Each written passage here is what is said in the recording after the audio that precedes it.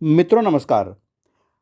हमारे ग्रेट अभियान mission financial freedom के अंतर्गत दौलत के नियम पुस्तक में आपने भाग नंबर 17 के अंतर्गत नियम नंबर 61 तक सुना। अब भाग नंबर 18 के अंतर्गत नियम नंबर 62 में आते हैं, जिसकी मोटी हेडिंग है, इसे पढ़ते न रहें, कुछ करें।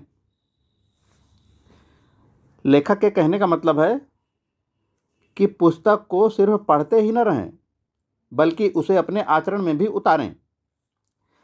अब समय आ गया है कि आप कुर्सी या पलंग तोड़ना छोड़ दें और सचमुच कुछ करें। इस पुस्तक को पढ़ना एक अच्छी शुरुआत है, लेकिन इससे फ़ायदा तभी होगा जब आप सचमुच काम करेंगे। आपने इस पुस्तक को पढ़ते समय संभवतः सोचा होगा, ओह, यह तो मुझे पता है, या यह इतना स्पष्ट है। ठीक है, आप वह बात जानते थे, लेकिन क्या आपने उस बारे में कुछ किया है? निश्चित रूप से कुछ बातें स्पष्ट हैं, लेकिन क्या इसका मतलब यह है कि आपने उन्हें आजमा कर देखा है? यह न भूलें कि हम में से ज़्यादातर लोगों की कथनी और करनी के बीच बहुत बड़ा फासला होता है। इसे सिर्फ पढ़ने से कोई फ़ायदा नहीं होगा। आपको तो उस विचार पर अमल करने की ज़रूरत है जिसे आप अच्छा मानते हैं। हम इसे उतना ही धीमा कर लेते हैं जितना आप चाहते हैं। मैं जानता हूँ कि दिशा बदलना अक्सर मुश्किल होता है। नए चारित्रिक गुण विकसित करना दर्द भरा होता है। आप जो देखते और पढ़ते हैं उसे बदलकर शुरुआत करें। सिर्फ थोड़ी सी बिजनेस न्यूज़ देखकर पढ़कर शुरू करें। इस बारे में अपनी जागरूकता बदलकर शुरू करें कि धन किस बारे में है और धन संबंधी मिथक हमें किस तरह प्रभावित करते हैं। हमारी मानसिकता को बदलने का तरीका यह है कि हम अपने व्यवहार और रहन सहन के तरीके को बदल लें। इस बात पर गौर करें कि आप पैसे के बारे में किस तरह बोलते और सोचते हैं। क्या आप इसका गुणगान करते हैं या फिर बुरी या नकारात्मक चीज़ के रूप में इसकी आलोचना करते हैं? अगर आप इसकी प्रशंसा करने लगेंगे तो आप यह देखकर हैरान रह जाएंगे कि यह कितनी जल्दी आपके पास आने लगेगा। इस बात पर गौर करें कि आप कैसे चलते हैं।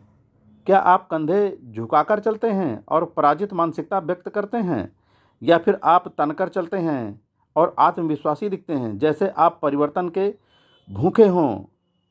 नियम नंबर 22 देखें। अपनी संपूर्ण छवि को भी देखें। हर समय गरीबी का रोना रोएंगे तो लोग आपको गरीब मान लेंगे और आपके साथ वैसा ही बर्ताव करेंगे। सबसे अच्छा काम यह है कि आप इस तरह व्यवहार करें जैसे पहले से ही अमीर हैं। इससे लोग आपके प्रति अपनी भावनाएं बदल लेंगे और उसी अनुरूप प्रतिक्रिया करेंगे। कई लोग अमीर बनने की इच्छा का दावा तो करते हैं, लेकिन इसके बावजूद किनारे पर गिरकर ढेर हो जाते हैं। ऐसा इच्छा की कमी के कारण नहीं होता है। ऐसा तो प्रेरणा या मेहनत की कमी के कारण होता है। अभी शुरू कर दें, इसी समय, आज और तत्काल। और ज़्यादा दौलतमंद बनना। जब आपके पास थोड़ा पैसा आ जाता है तो सब कुछ ज़्यादा आसान हो जाता है। पैसे से पैसा पैदा होता है।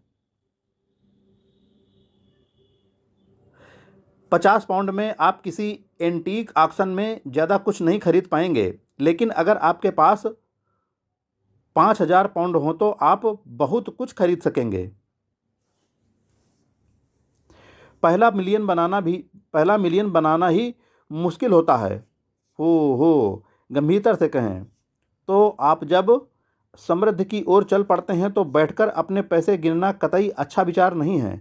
ऐसा करने पर यह जितनी तेज़ी से गायब होगा उतना किसी दूसरे तरीके से नहीं होगा। इसके बजाय आपको ज़्यादा चतुर और फुर्तीला बनना होगा। सक्रियता से काम करना होगा। पहले से ज़्यादा व्यस्त रहना होगा। ज़्यादा ध्यान केंद्रित करना होगा और निश्चित रूप से गेंद पर से एक पल के लिए भी नज़र नहीं हटाना होगी। जब आप ज़्यादा अमीर बनना शुरू करते हैं तो आपको अपने आसपास कुछ सलाहकार रखने पड़ेंगे जिन पर आप भरोसा रख सकें। और सबसे महत्वपूर्ण बात यह है कि जिनकी बात आप सुन सकें, कारण जब आपके निवेश और पूंजी बढ़ने लगती है तो आपको इसे ज़्यादा बढ़ाने के लिए सलाह या मदद की ज़रूरत होगी। जाहिर है आप सुन सकते हैं, लेकिन आपको इस बारे में अंतिम निर्णय भी लेना होगा कि आप क्या करने वाले हैं। अपनी उपलब्धियों पर खुश होकर आराम न करने लगें। इसका मतलब ये है कि अपनी समृद्धि को बढ़ाने के लिए आपको छिपे हुए अवसरों की ताक में रहना होगा। आपको ताज़ा घटनाक्रम पर नज़र रखनी होगी, अपने आभासों पर काम करना होगा, बाज़ार को समझना होगा, यह जानना होगा कि आपके पास क्या है और आप कितना खर्च, निवेश, बचत कर सकते हैं। अब यह समय है कि आप अवसरों का लाभ उठाने की योग्यता बढ़ा लें। स्वतंत्र सोचें, भीड़ का अनुसरण न करें, रचनात्मक और नवाचारी बनें। अगर आप ढेर सारे पैसे बनाना चाहते हैं तो हर व्यक्ति जो काम कर रहा है उसे करने में कोई तुक नहीं है। अब मित्रों, नियम नंबर 62 पूरा होता है। अब आ जाइए नियम नंबर 63 में, जिसकी मोटी हेडिंग है अपनी सेहत की नियमित जांच करें। आप अपनी समृद्धि बढ़ाने जा रहे हैं, इसलिए अपने बैंक बैलेंस की सेहत के बारे में जागरूक रहना अनिवार्य है। आपको अपनी वित्तीय सेहत की नियमित जांच करना चाहिए। व्यक्तिगत रूप से मुझे लगता है कि यह काम हर सप्ताह करना चाहिए। जाहिर है आप इसे जितनी बार करेंगे करने के लिए स्वतंत्र हैं। अगर आप इसे हर महीने या इससे भी ज़्यादा समय बाद करना चाहें तो यह पूरी तरह से आप पर है, लेकिन मैं इससे ज़्यादा लंबे फासले की सलाह नहीं दूंगा। मेरा निष्कर्ष है कि अपनी वित्तीय ज़िंदगी की नब्ज पर आपकी पकड़ जितनी सख्त होगी, आप परिवर्तनों पर उतनी ही जल्दी प्रतिक्रिया कर सकते हैं। निर्णय लेने के लिए आपके पास उतनी ही ज़्यादा जानकारी होगी, उतनी ही कम संभावना होती है कि स्थिति बहुत बिगड़ जाए और आपको पता भी न चले। पैसे में आपकी एकाग्रता और इस तरह रुचि उतनी ही ज़्यादा बढ़ती है। माफ़ करें, आपको इस बारे में अनुशासित होना पड़ेगा। आपको एक नियमित समय रखना होगा जब आप बैठ जाएं और बैंक का हिसाब किताब देखें। कर्ज देने और लेने वालों की सूची बना लें।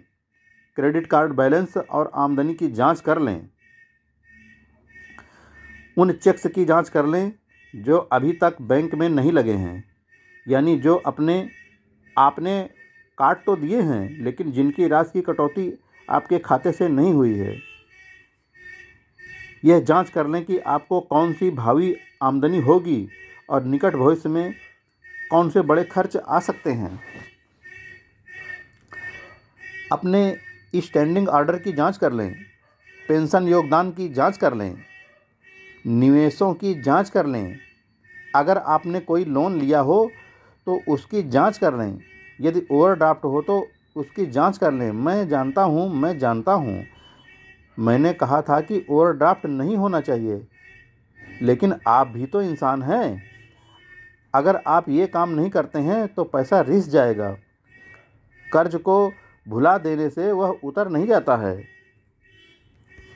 आपको अनुशासित बनना होगा और एक दिनचर्या बनानी होगी, जैसे हर सोमवार सुबह बिना नागा, हाँ तब भी जब बाहर धूप खिली हो, छुट्टियों में भी, तब भी जब आप अच्छा महसूस नहीं कर रहे हों, तब भी जब आप रोमांचक घटनाओं में शामिल हो रहे हों। क्योंकि अगर यह काम आपको रोमांचित नहीं कर पाता है तो मुझे लगता है कि आप इसमें सफल नहीं होंगे। व्यक्तिगत रूप से मैं सोचता हूं कि आपको यह पता होना चाहिए कि आपको हर दिन कितनी आमदनी हो रही है, और आपको यह भी पता होना चाहिए कि अगले 12 महीनों में आपको कौन से बड़े खर्च उठाने हैं। इनमें टैक्स का खर्च भी शामिल है, जिसे लोग सबसे ज़्यादा भुला देते हैं। इस पर गिद्ध की तरह नज़र रखें और अपनी नज़रें पल भर के लिए भी न हटाएं, क्योंकि यह आपको कभी नहीं छोड़ता है। अब नियम नंबर 63 यहीं पर पूरा होता है। मित्रों, आ जाइए नियम नंबर 64 में, जिसकी मोटी हेडिंग है धन संबंधी मार्गदर्शक बनाएं।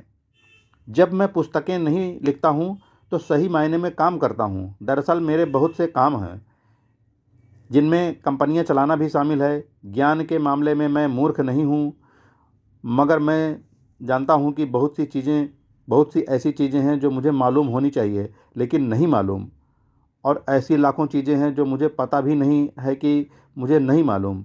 अपनी कमियों की भरपाई करने के लिए मैं दूसरों के ज्ञान का इस्तेमाल करता हूँ। मेरे पास धन संबंधी मार्गदर्शक हैं।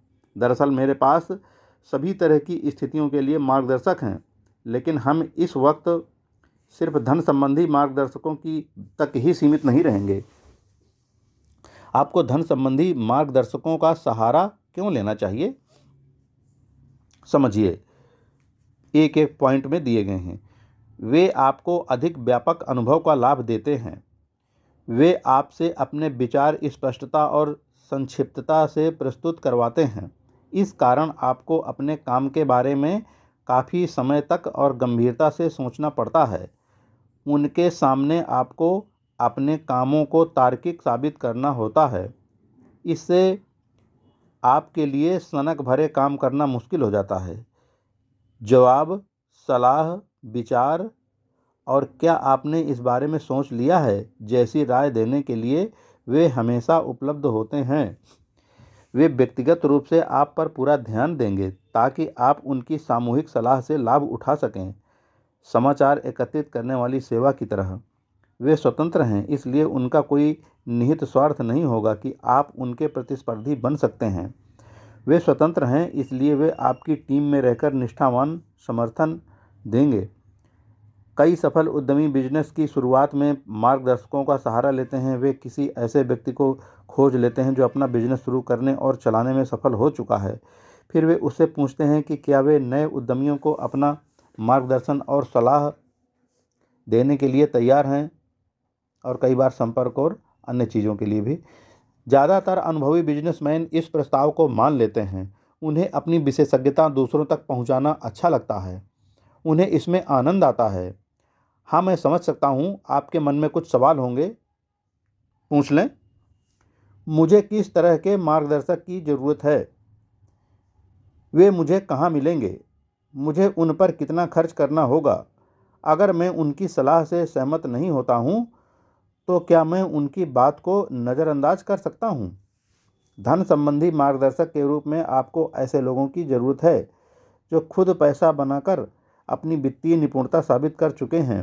विरासत में या लॉटरी जीत कर नहीं, आसपास देखने पर वे आपको दिख जाएंगे। जिस सफल व्यक्ति के आप कायल हों, उसके पास यह प्रस्ताव लेकर जाएं, वह खुश हो जाएगा।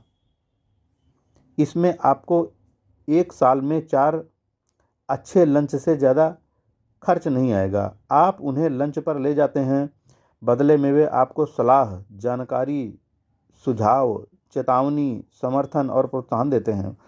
अगर आपको उनकी सलाह पसंद ना हो तो क्या आप उसे नज़रअंदाज कर सकते हैं?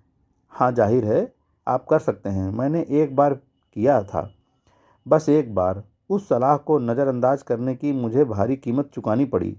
इसके बाद मैंने सार्वजनिक रूप से अपने मार्गदर्शक से माफ़ी मांगी और अब मैं दोबारा कभी उसकी सलाह को नज़रअंदाज नहीं करूँगा।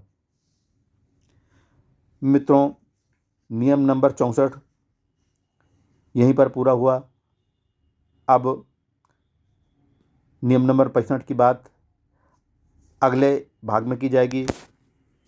तब तक के लिए फ्रेंड्स, जय हिंद।